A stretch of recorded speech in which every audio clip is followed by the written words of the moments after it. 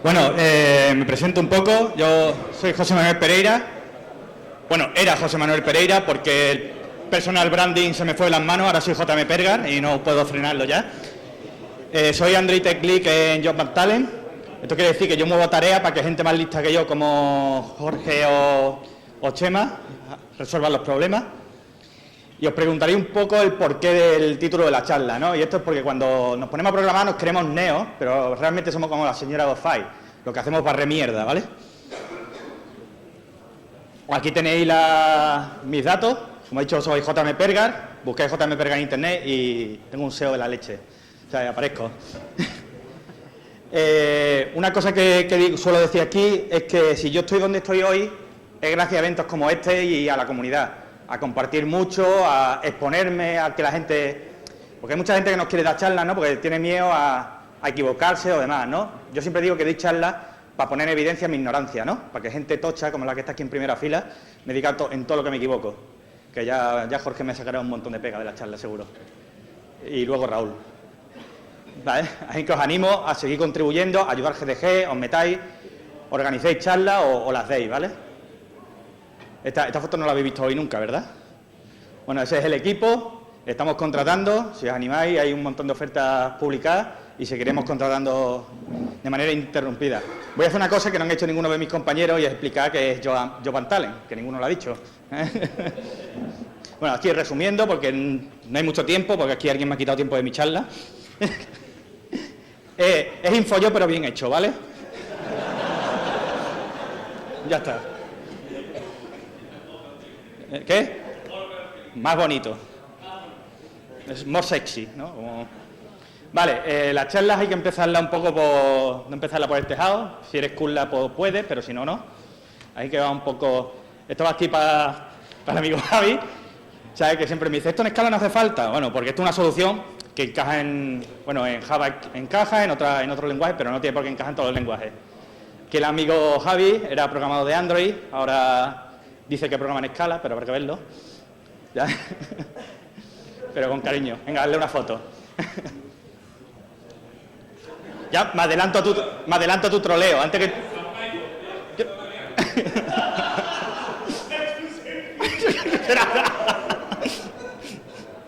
Ve. Por eso dejaste el programa en Android, ¿no? Vale. ¿Qué quiero decir con esto, no? Esto viene... mucho, por ejemplo, de JavaScript, ¿no? En JavaScript hay mucha moda. Si tú buscas en JavaScript, pones una palabra aleatoria, te la inventas, Catacroker, JS y aparecerá un framework. Esto es así. Bueno, y la gente cada año va cambiando de framework porque sí, because yes, ¿no? Porque, oye, pues este framework mola más, mola menos. O sea, por favor, hagamos las cosas basándonos en razones, no porque estén de moda, ¿no? Ahora está muy de moda RX, como aquí ha vendido el compañero. Yo no estoy tan de acuerdo en que lo usemos para todo. Pero, oye, si encaja con tu problema, úsalo. Pero seamos críticos, no ahora porque venga aquí yo y dé 28 veces la charla de Clean, lo uséis, porque sí, ¿no? Voy a intentar daros una serie de razones, si encaja con vuestro problema, aplicarlo. Y si no, pues no lo apliquéis, ¿vale? Vale, ¿por qué lo aplicamos nosotros en Job Talent? Lo aplicamos porque buscamos una arquitectura... Bueno, una cosa que no he dicho es que realmente no es Clean, esta es nuestra implementación de Clean, ¿vale? Antes que también me corrijan por aquí. O sea... Clean es una serie de criterios, de especificaciones que habría que cumplir, pero es más una filosofía, ¿vale? Y esta es nuestra implementación concreta, ¿vale? ¿Por qué usamos esta arquitectura? Bueno, la usamos porque buscamos una arquitectura, cuando estás trabajando un producto tiene una serie de características que lo hacen complicado su desarrollo, ¿no? Una es que si trabajas en una startup, el producto está muy vivo. El producto que haces hoy puede que no sea el producto que haces dentro de un año. Muchas veces tus propios usuarios definen tu producto. Entonces tú empiezas implementando una cosa y con el tiempo aquello evoluciona hacia un camino que no es el que tú querías.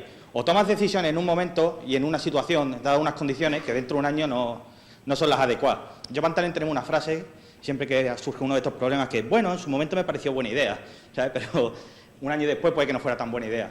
Entonces, queríamos buscar una arquitectura, que tuviera soporte para correctivos, para poder recular en esas decisiones que tomamos y cambiarlas, que fuera extensible, porque puedes empezar por un producto muy pequeñito. No, yo solo voy a hacer un feed de fotos y demás, y dentro de un año tienes un Facebook, ¿no? Pues que que tu arquitectura te permita que tu producto evolucione y crezca, ¿vale?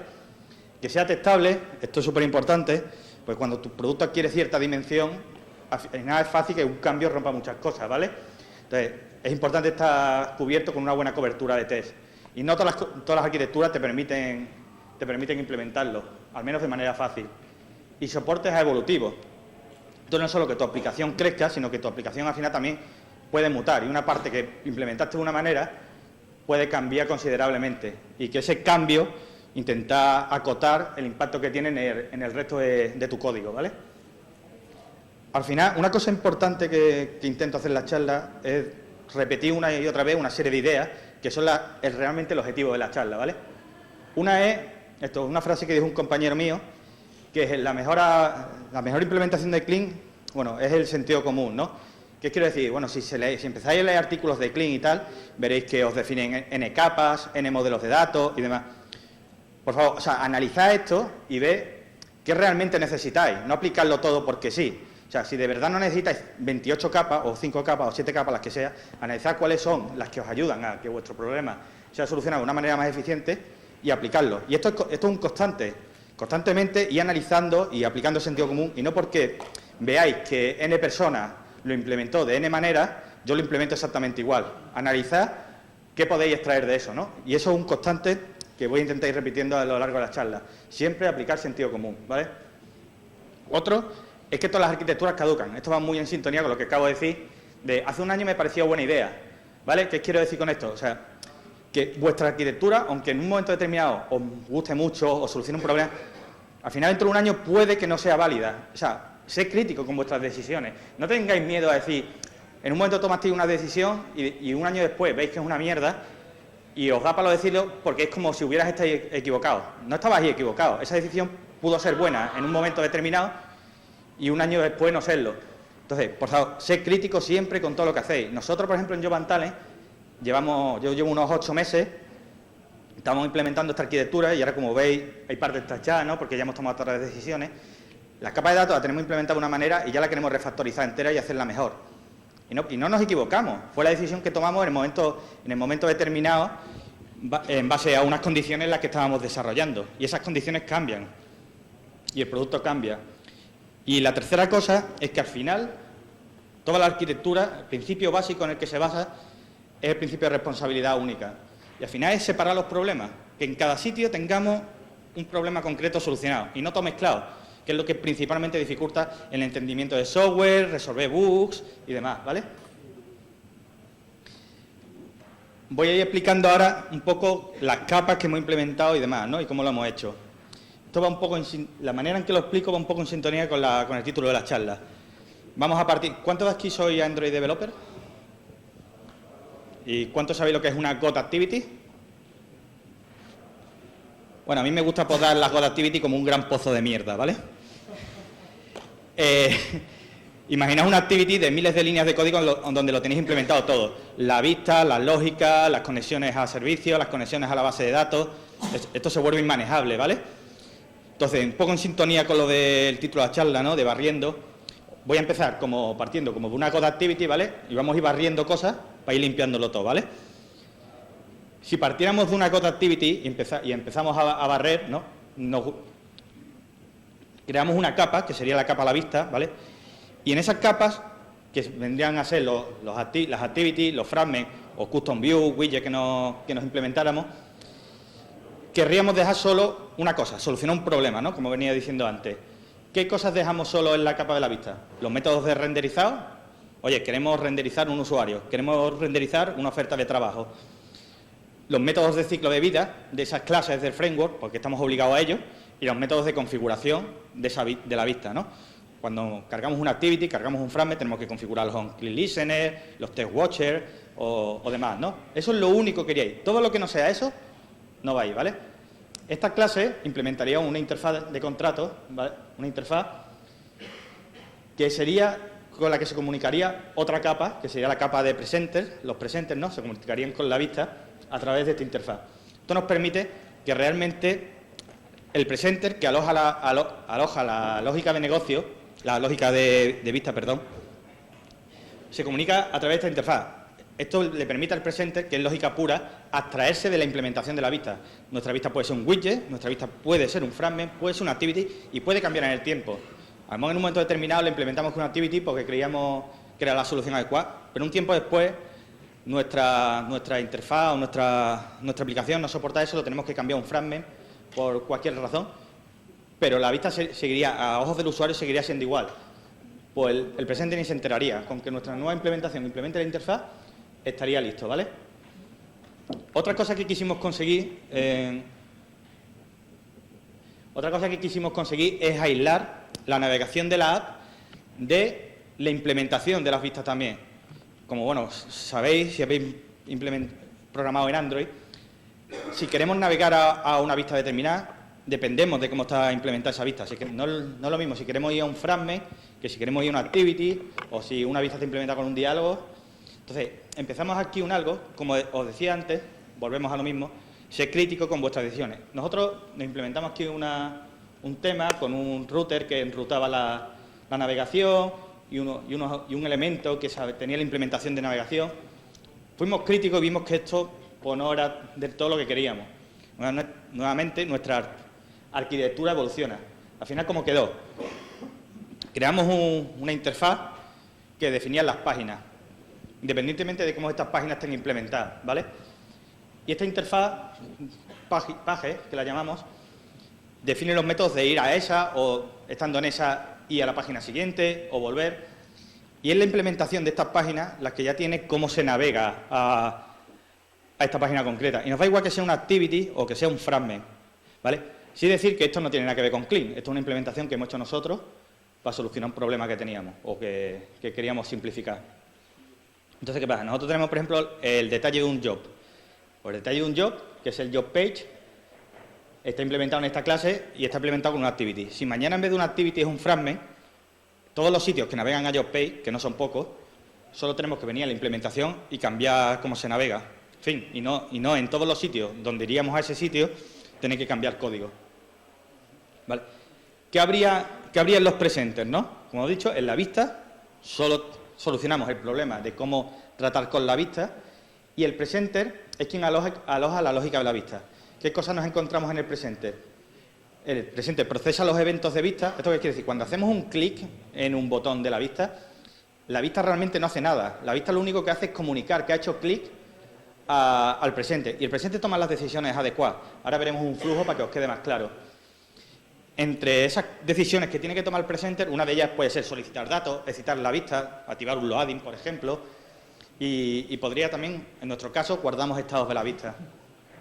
¿Vale? Aquí tenemos un ejemplo claro de cómo funcionaría esto, ¿vale? En la vista, por ejemplo, hacemos clic en un botón de refresh, el presenter toma una decisión que es, oye, requiero datos, pero como los datos son asíncronos y van a tardar, oye, pues activo en la vista un loading para darle feedback al usuario de que hay una llamada en curso. Cuando el domain, que ahora veremos que hay aquí, responde, en este caso responde con un error, pues deshabilitamos el loading y activamos un estado de la vista de error. Como veis, aquí solo son acciones, digamos, atómicas, no se mete en cómo se renderiza o en elementos del framework de Android, ¿vale? Aquí solamente el presenter es lógica pura. O sea, en base a eventos, toma decisiones, requiere datos y le dice a la vista lo que tiene que hacer. Y es la vista la que tiene esa responsabilidad. Así, si mañana tenemos un problema con Android, o cambia el framework de Android, o cambia la implementación de un widget, que lo tenemos implementado de otra manera, oye, pues la lógica sigue funcionando igual, no tenemos todas las cosas mezcladas, ¿vale? Aparte, en el presenter nos queda muy claro qué hace nuestra vista. Incluso podemos implementar nuestro presenter entero sin haber picado todavía una línea de código de Android, ¿vale? Y básicamente esto es lo que hace, va pidiendo datos, va operando un smell, ¿no?, que se podría ver, pero que no quiero que lo llevéis a extremos, porque cuando llevamos este tipo de cosas a extremos, al final incurrimos en problemas. Es que si vemos un if en la capa de la vista, en el código de Android, puede que algo esté mal, ¿vale? Porque si tienes un if, normalmente estás tomando una decisión. Ese tipo de decisiones se deberían de tomar en el presenter. Si viene un objeto que tiene un tipo y dice, en base a este tipo, ¿tengo que hacer esto en la vista o tengo que hacer otro? Es el presenter quien diría, oye, si es de tipo 1, activo no sé qué, si es de tipo 2, activo no sé cuánto. Y son los métodos, estos métodos de activación, los que están implementados de cómo se renderiza en la vista, ¿vale? El domain. Bueno, esto es un método que yo no conocía hasta hace unos meses, que puede solucionar un poco el problema de los giros de pantalla. La verdad es que está aquí, está tachado como otras tantas cosas en la transparencia, pero lo comento porque es interesante por si os sirve para solucionar algún problema, ¿vale?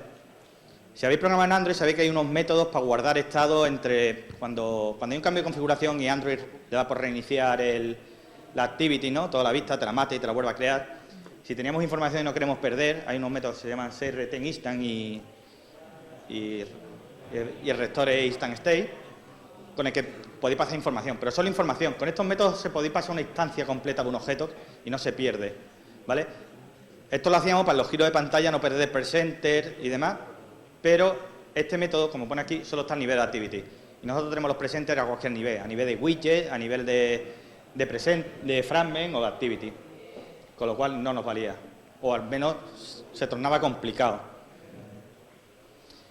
Esta transparencia es un poco densa y la voy a pasar un poco aquí, pero bueno, si queréis profundizar en esta transparencia, hay un vídeo, si buscáis en YouTube, GDG de Mallorca, di un hangout de esta charla también y explico con detalle todo esto. Esto es una solución, la solución que aplicamos para los giros de pantalla no perder el presenter y, por ejemplo, si tenemos una llamada en curso y hacemos un giro de pantalla, perdemos la referencia al presenter y cuando nos volvemos a conectar a él, oye, si había una llamada en curso, queremos seguir con esa llamada en curso, poner el loading, imaginaos que tenéis algo que tarda mucho y tenéis una barra de porcentaje. Cuando giráis la pantalla, que se reinicia toda la vista, queréis seguir con el mismo porcentaje. Eso lo conseguimos a través del presenter. El presenter sigue vivo y guarda todo este estado. Cuando giramos, nos reconectamos al presenter y el presenter nos da toda esa información, ¿vale? Esta es la solución, es la única transparencia de código que hay en la slide y os invito a buscar la charla y verlo con más tranquilidad, porque os lo voy a decir súper rápido, no se vais a enterar y igualmente vais a ver la charla, ¿vale? Como veis con un poco de falta de tiempo. ¿Qué hacemos en la capa de dominio, no? Como os he dicho, tenemos dos capas, vista, presenter, que es vista pura, lógica de vista, y ahora nos queda todo lo demás, ¿no? Hemos ido barriendo y ya nos hemos quitado dos cosas encima. ¿Qué nos queda? Nos queda, bueno, toda la lógica de negocio, la lógica de datos y los proveedores de datos. ¿Cuál es la siguiente capa? La capa de dominio, ¿vale? La capa de dominio, lo que hemos implementado son casos de uso, ¿vale? Tenemos unos componentes, se llaman interactor, que vienen a hacer los casos de uso de la aplicación, ¿vale? ¿Qué hacen los casos de uso? Los casos de uso hacen cosas como darnos datos o acciones, ¿no? O ordenar. Tenemos una lista, la queremos ordenar, o queremos validar unos datos, tenemos un formulario, queremos preguntar si el formulario está bien, podríamos hacerlo en un caso de uso, ¿no? Cualquier cosa que un usuario haga en tu aplicación, pues casaría aquí, ¿no? ¿Vale? ¿Cómo implementamos esto, no? Nosotros tenemos, por ejemplo, el caso de uso. Tú entras en la pantalla de sugerencias de trabajo y es un caso de uso que te provee las sugerencias de trabajo. Estos suelen ser cargas pesadas, ¿no? Que se tienen que hacer en segundo plano. Pues entonces nosotros tenemos estandarizado la manera en que ejecutamos tareas en segundo plano. ¿Cómo lo hacemos? A través de los casos de uso. ¿Cómo los implementamos? Un caso de uso recibe siempre, como veis aquí, dos objetos, dos implementaciones de estas dos interfaces, ¿vale? El thread executor y el post execution thread. El thread executor es el ejecutor de casos de uso, digamos, ¿vale? En nuestro caso está implementado con un thread pool executor, pero hay gente que lo implementa con bus de eventos o de otras maneras. Podríais buscar vuestra solución. Nosotros lo hacemos con un thread pool executor. Y el post execution thread es donde el caso de uso va a responder una vez que haya terminado, ¿vale? Como ya comentó aquí el compañero anteriormente, ¿no sabéis? En Android, pues las tareas de vista las tenemos que hacer en main thread, si no aquello casca, ¿vale? Pues lo que hacemos, el post execution thread lo tenemos implementado con un main thread, un handler sobre el main thread, ¿vale? Para que una vez que estamos ejecutando con el thread pool executor, cuando terminamos de hacer el procesamiento que tengamos que hacer, lo volvemos a contestar, pero en el main thread, para poder pintar sobre la vista y demás. Básicamente, el interactor es un runable, ¿vale? Es una interfaz que es un runable, implementamos el método run y él se autoejecuta a sí mismo. Tenemos un método execute que lo que hace es coger thread-pool executo y como ya implementa la interfaz Runable, se autolanza, ¿vale? Una cosa que nos dimos cuenta con el tiempo es que todo este sistema, al final teníamos casos de uso que iban directamente, por ejemplo, contra las preference. Y teníamos montado un chiringuito ahí, de la leche, de Overengineer, para cosas que realmente no necesitamos. Entonces, hace poco sí que, bueno, añadimos el concepto de interactors que no se ejecutan en segundo plano. Lo único importante si hacéis esto es que después las core reviews se las hacéis o cuando veáis el código, tened mucho cuidado de que si alguien te hace un interactor de ese tipo, no está tirando contra nada que después te pueda dar una NR o te pueda hacer cascar la aplicación. Y cada vez que alguien toque algo que tenga una dependencia con eso, hay que tener cuidado porque puede acabar obteniendo comportamientos que no esperas en la aplicación, ¿vale? Pero para mejorar el desarrollo y que no tuviéramos que estar implementando todo el tema de ejecución en segundo plano siempre, sacamos eso, ¿vale? Vale, estos interactors que he dicho, ¿no? Que, por ejemplo, proveen de datos, realmente no proveen de datos. Los interactors alojarían la lógica de negocio, ¿vale? De la aplicación. ¿Qué pasa? Que, por ahí nos van contando, ¿no? Que los desarrolladores de aplicaciones somos unos pinta-APIs, ¿no? Aquí Jorge ha demostrado que somos un poco más que pinta-APIs también, ¿no? Pero realmente en las aplicaciones hay poquita lógica de negocio, pero si la que hubiera, va a los aquí, ¿vale? Y estos interactors, estos casos de uso, los datos realmente se lo piden al repositorio, ¿vale? a los N repositorios que tengamos, que son los proveedores de datos. Esto implementa el pattern repository, ¿vale? Que es un patrón que os invito a leer y profundizar en él, si os interesa. Pero básicamente, la manera... Ya está. Bueno, después ya me trolea en la fase de preguntas. La manera en que lo hemos implementado nosotros es, tienes el objeto, la parte de repository, ¿vale? El objeto repository, que lo que es el componente que aloja la lógica la lógica de datos, ¿vale? Y después tiene ya los data source, que son proveedores concretos de datos. ¿Qué quiere decir esto? Por ejemplo, cuando pedimos datos repository, lo pide la lógica de negocio y a su vez lo está pidiendo la vista a los interactos, nosotros no sabemos si esos datos vienen de Internet, si esos datos vienen de una caché, si vienen de base de datos, ¿vale? Somos agnósticos al origen de los datos. El repositorio, que es quien aloja la lógica de negocio, la lógica de datos, es quien aloja las políticas de cacheo, por ejemplo. Y él ya es el que decide si va a un data source o a otro, ¿no? Como veíamos aquí, pues tenemos data source de API, los data source de caché. En Talent tenemos, si no me equivoco, ahora mismo 3 tipos de data source. Tenemos los de API, tenemos los de caché y tenemos los de datos locales que ya persisten más, ¿no? Tienen otra aspiración los datos, ¿no? Y como veis, lo tenemos extraído todo a través de interfaces, ¿vale? Los interactors requieren un tipo de datos y nosotros, luego, interactor no tiene dependencia con las implementaciones que hay detrás. Nosotros luego implementamos estas clases, ¿vale? Y los repositorios, a su vez, requieren unos orígenes de datos concretos, pero nos abstraemos de cómo están implementados.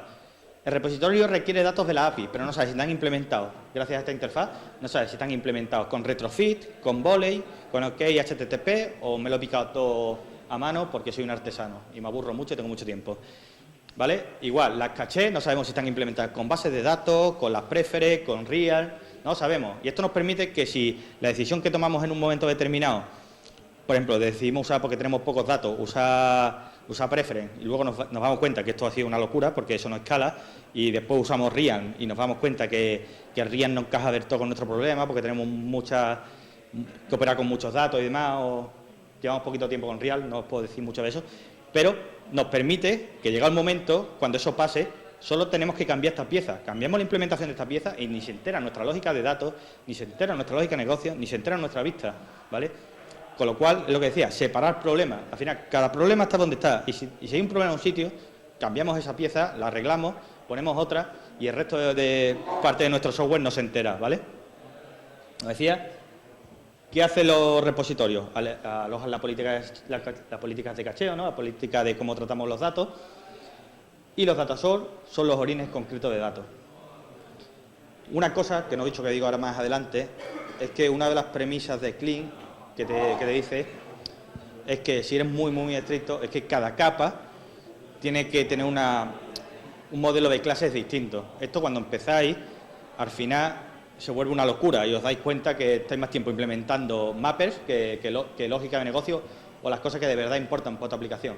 Entonces nosotros, una primera decisión que tomamos, nuevamente volvemos a lo de ser crítico y evolucionando y cambiando, una de las primeras decisiones que tomamos era que nuestros proveedores de datos, nuestros data source, cada uno tenía su lógica, su modelo de clase.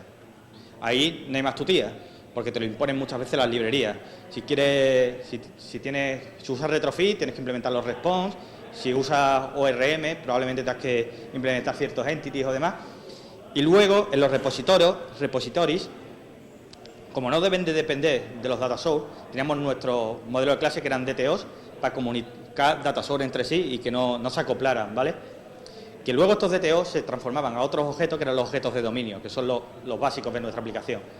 Con el tiempo nos dimos cuenta que nuestros DTO y nuestros data source y nuestros objetos de dominio eran exactamente igual siempre, ¿vale? Y entonces empezamos a hacer una pregunta, junto con que los interactors están prácticamente vacíos de lógica de negocio la mayoría de veces, empezamos haciendo esa pregunta. Al final, la conclusión a la que llegamos fue que lo que realmente nos estaba molestando era tener que hacer un mapper que nos parecía tonto, ¿vale? Entonces, en ese momento, lo que hicimos es quitar un modelo de clase. Quitamos los DTO y usábamos los objetos de dominio en la capa de repository. Como ahora os explicaré un poco más adelante las reglas de dependencia que debéis de cumplir para tomar este tipo de decisiones. ¿Por qué decidimos no juntarlos? Porque sí que le dimos cierto valor a los interactors. Los interactors al final definen todo lo que hace tu app, ¿vale? Lo que hace es aplicar el patrón command y cuando tú los ves, tú ves cuáles son. Digamos que es también una API que se pone a la capa de la vista de todo lo que puede usar, la vista. Eso da un cierto valor bastante interesante que no queríamos perder. Y al final, aunque los interactos estén un poco vacíos en algunos casos, nos pareció que aportaba bastante al desarrollo.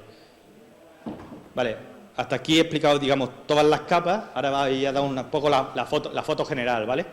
Porque esto es como cuando montas un mueble en IKEA, ¿no? Vas mirando las instrucciones y cuando termina aquello no tiene nada que ver con lo que sale en la foto, ¿no? El catálogo.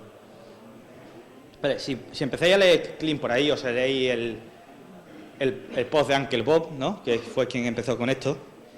Aunque, como decía Jorge, creo que era al final la mayoría de arquitecturas que están ahora de moda son prácticamente iguales, cambiando dos cosas. Esto es como la que tienen en iOS, ¿no? Que se llama Viper, ¿no?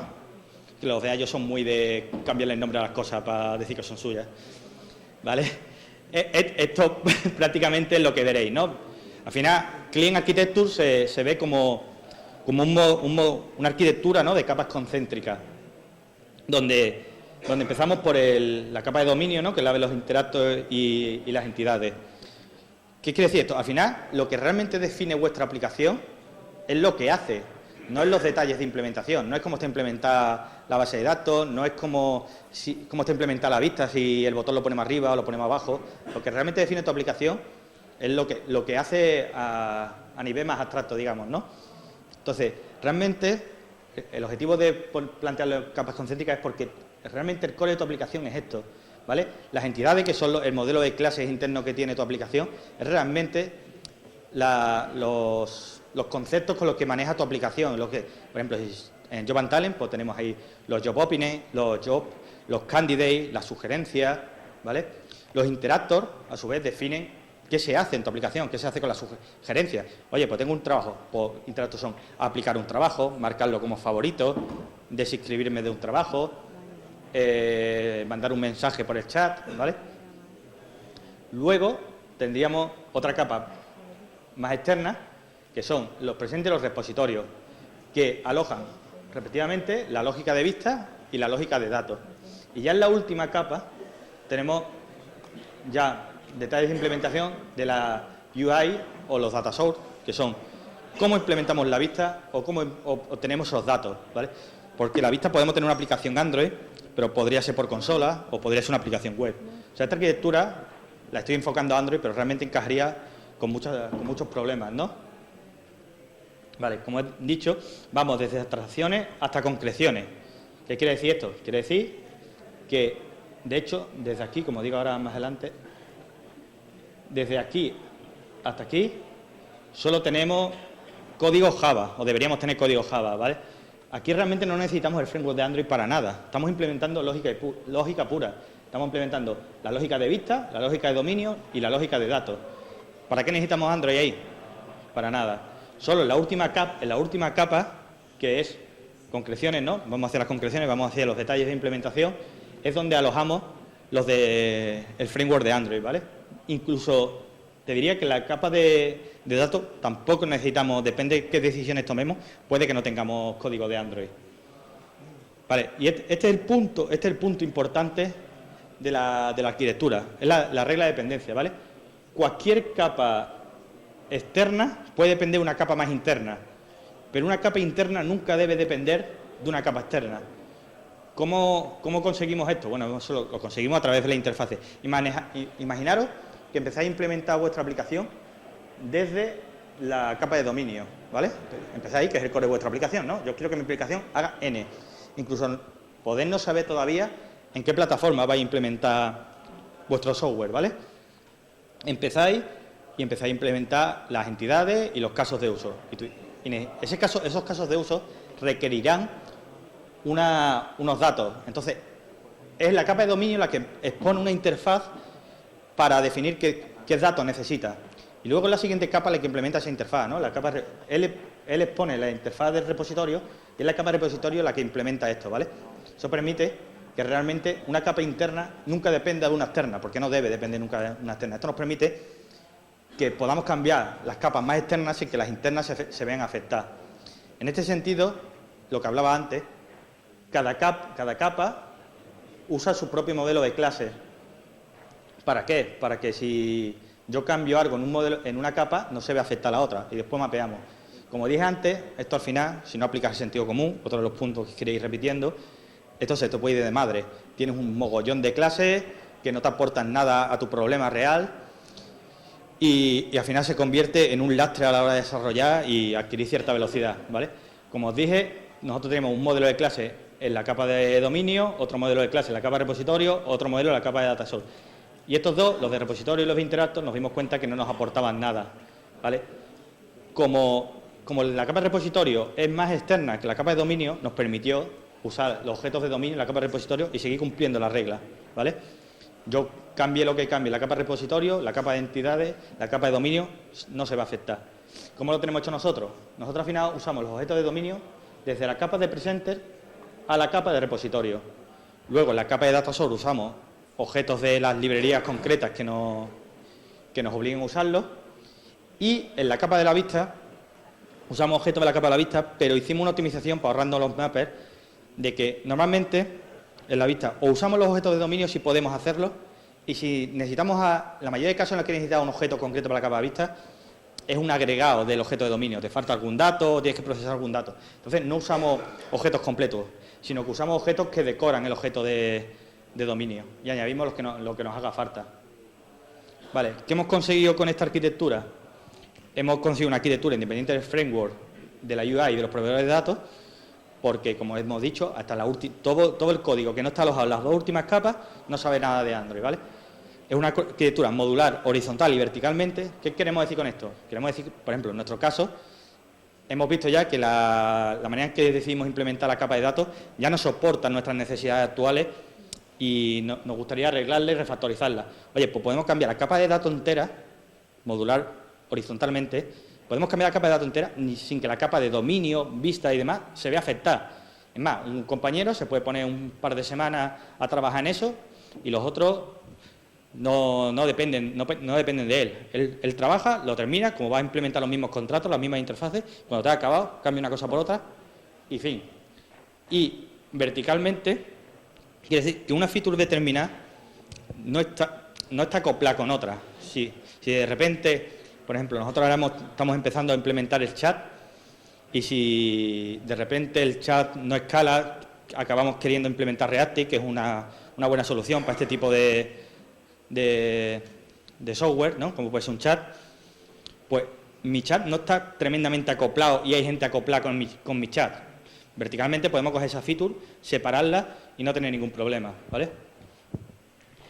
Como es la parte que me salta un poco, hemos solucionado el problema de los cambios de configuración. Esto no tiene nada que ver con Clean, pero como os he explicado de cómo lo tenemos hecho, los cambios de configuración, los giros de pantalla y demás, lo tenemos solucionado. Hemos simplificado, que no resuelto al 100%, el problema de la ejecución en segundo plano. Nosotros cuando tenemos que ejecutar con segundo plano, no pensamos, no nos paramos a pensar, oye, ¿qué usamos? ¿Una syntax? ¿Un loader? ¿Un thread? Ya lo tenemos. Nuestro interactor es nuestra solución a eso. Y cuando alguien quiere ejecutar con segundo plano, se crea un interactor nuevo y ya está hecho, ya está estandarizado. Si algún día eso no soporta nuestro problema, se evalúa, se cambia y se decide cuál es la nueva solución. Pero esto agiliza primero, agiliza que la gente entienda cómo está hecho el software con el que trabajamos día a día y agiliza que la gente no se tenga que parar a pensar cómo solucionar ciertos problemas. Ya están solucionados. Y declaramos los objetivos del software gracias a nuestros interactores. Como decía antes, los interactores definen qué hace nuestra aplicación, ¿vale? O sea, si entraras en una aplicación, sabes los principios de Clean Architecture. Tú entras en una aplicación y ves los interactores que hay en la aplicación, podéis deducir qué hace esa aplicación. Si entrarais en Facebook y estuviera implementado en esta arquitectura, os encontraríais interactores como hacer favoritos, pedir un amigo, dar de baja a un amigo, ¿vale? Y diríais, esto tiene pinta de red social, ¿no? Vale, aquí tenéis un par de proyectos, no os preocupéis, las transparencias están subidas a mi cuenta de SlideChart y tenéis aquí un par de proyectos bastante interesantes que además han ido iterando, han ido haciendo cambios y aplicando la solución de distintas maneras. Os invito a que lo veáis y veáis cómo han ido evolucionando. Más ambos tienen posts que ahora os recomendaré. Aquí gente con un aura de tochez interesante, gente que sabe de arquitectura y que esta charla no sería posible sin ellos. O sea, esto no he venido yo, evidentemente, he venido y me lo he inventado, sino que después empezó Jorge hace 3 años a hablar de este tema, Pedro también, de arquitectura a la capa a la vista y patrones, y después de muchas cervezas y hablar mucho y muchas charlas y venía este tipo de eventos, hemos ido evolucionando, aprendiendo. Yo aquí con Rubén, que cuando estaba trabajando en Redwood también empezamos a implementar una arquitectura que se llama hexagonal y al final acabamos implementando una cosa parecida a esta. Y desde entonces también yo he ido evolucionando. Nuevamente, volvemos a lo mismo. Ser crítico, la arquitectura siempre caducan y evolucionan, ¿vale? Os invito a que sigáis a estas personas que saben de lo que hablan. Ahí os doy un montón de referencias de posts, ¿vale? Fernando Ceja también, que escribió un post muy bueno en el que está basado toda la parte de Interactor y cómo lo hemos implementado, lo publicó él, si queréis que os quede más claro. Jorge, que ya os digo, empezó hace 3 años a hablar de este tema. Pedro, que ha hablado también de arquitectura a la capa a la vista y patrones. Rubén y yo, que hablamos en la Codemotion del año pasado sobre arquitectura hexagonal. Cristian, Pablo Guardiola y, como no, Uncle Bob, que es el que empezó con este rollo. ¿Vale? Bueno, muchas gracias y si tenéis alguna pregunta.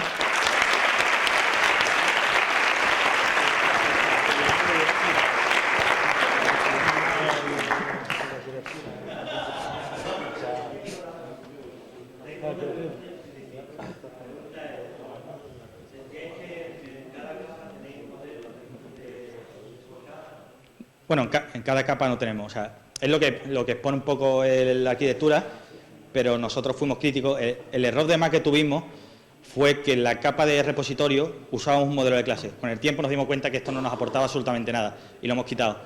Al final, el core son los objetos de dominio, que lo usamos en la capa de presenter, en la capa de dominio, en la capa de repositorio, en la capa de los data source no, porque las librerías tienen requisitos que te obligan a usar otros modelos de clase, y en la capa de la vista, cuando podemos, usamos objetos de dominio, y cuando no podemos, normalmente lo que hacemos es decorar el objeto de dominio. Lo wrapeamos con otro objeto y añadimos lo que nos hace falta.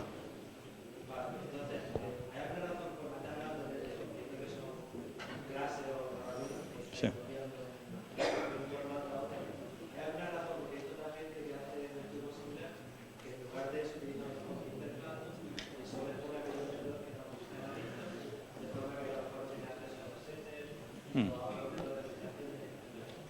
Con eso realmente no estarías cumpliendo la regla de dependencia. Hace un poco de trampa. Nosotros hacemos un poco de trampa con la transparencia que no he explicado a fondo. Nuestros presenters, para solucionar problemas de giro en segundo plano, realmente son fragments, eran de fragments. No podrían, no deberían. Pero simplemente extendemos y añadimos funcionalidad arriba, con lo cual nuestros presenters siguen siendo Java puro. Realmente hemos incumplido la regla también. con la solución que tú estás dando, realmente también podría llegar a hacerlo, pero estaría incumpliendo la regla, porque para hacer eso, una capa interna tiene que saber de una capa externa, porque la interfaz vendría definida en una capa externa. Entonces, se podría hacer tomándote la libertad, si lo ves adecuado, pero realmente estarías incumpliendo la regla.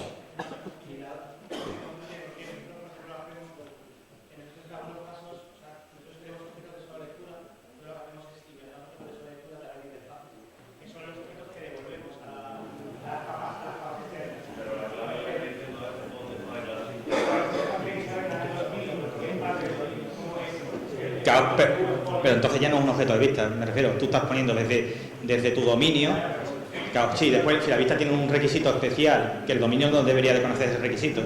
Sí.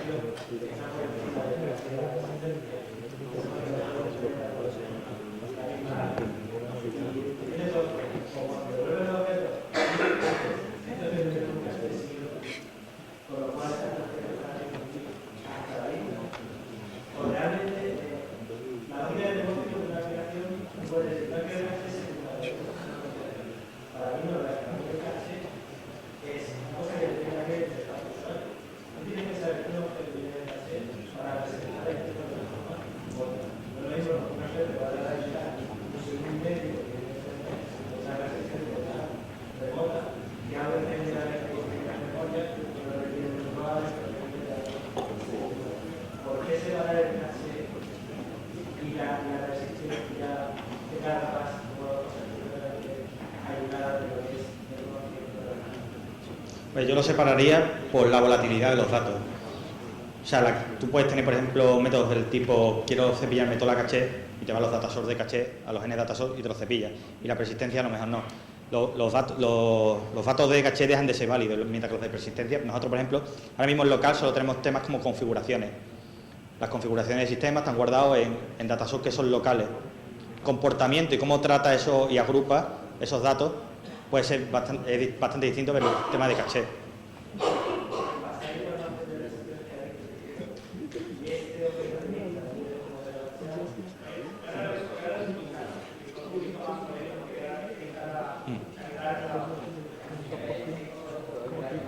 Vale.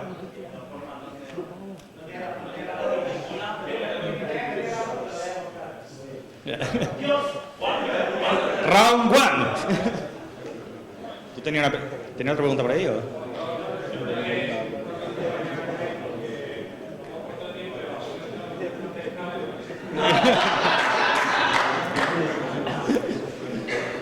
Pues nada, pues muchas gracias entonces.